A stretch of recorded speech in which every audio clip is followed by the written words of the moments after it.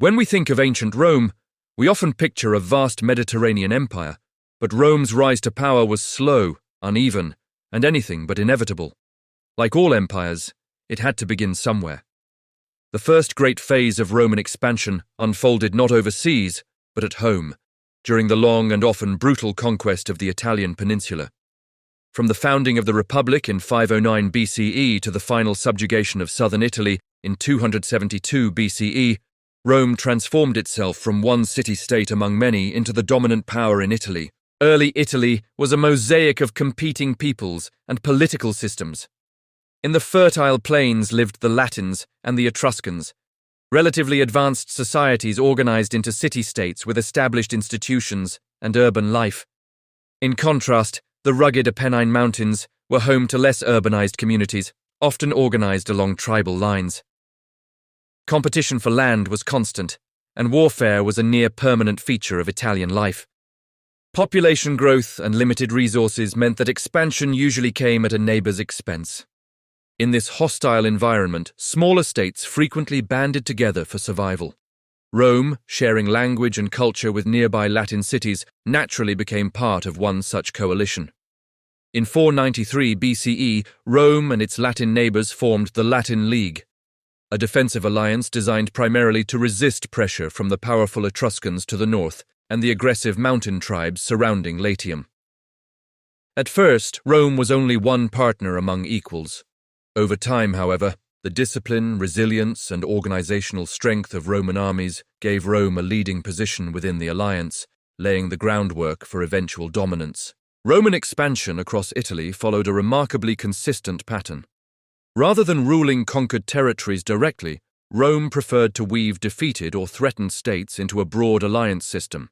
This was accomplished through a combination of absorbing new allies, founding colonies on confiscated land, and offering favorable terms to former enemies.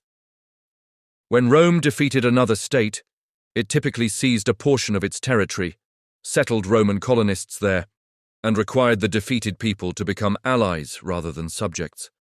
These allies remained self-governing, but were obligated to support Rome in war. Not all of Rome's allies were conquered by force. Many joined voluntarily. In a landscape defined by endemic violence, Rome could offer something extremely valuable: protection. Smaller states often calculated that alignment with Rome was preferable to constant vulnerability at the hands of rivals. Rome's growing reputation for military success made alliance an increasingly attractive option. In the early 4th century BCE, a new and terrifying threat tested Rome's leadership. Celtic tribes known as Gauls swept into central Italy, sacking settlements and exposing the fragility of existing defenses. Rome took the lead in organizing resistance among Italian communities, and after decades of struggle, succeeded in driving the Gauls back by around 350 BCE.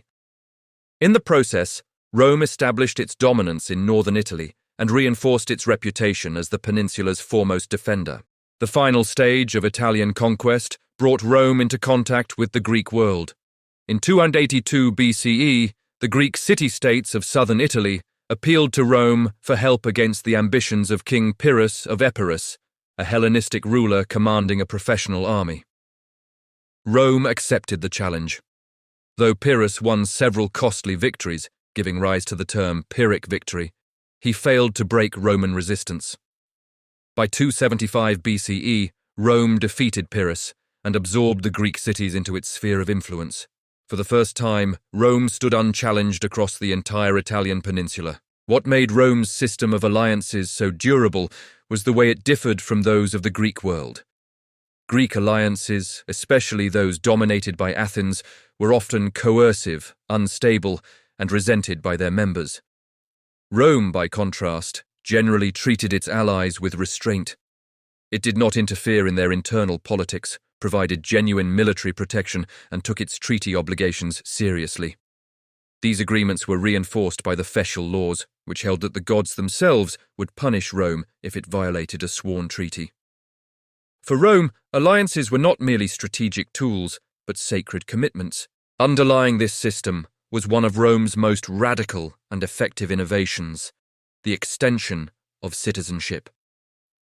Unlike Athens, Where citizenship was tightly restricted to preserve political equality, Rome's politics were already dominated by a narrow elite. Expanding citizenship posed no threat to their control, and it gave Rome a powerful mechanism for integration.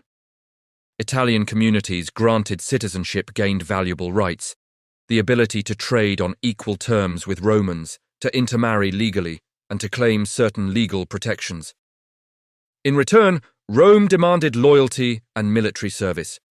This bargain proved transformative. Allies gained security and opportunity, while Rome gained access to enormous reserves of manpower. Over time, this web of alliances and shared obligations gave Rome a military depth no rival could match. The conquest of Italy was not simply a story of battles won, but of institutions built, institutions that allowed Rome to absorb defeat, recover, and continue expanding. By the time Rome looked beyond Italy, it did so not as a fragile city-state, but as the leader of an entire peninsula bound together by arms, law, and shared interest.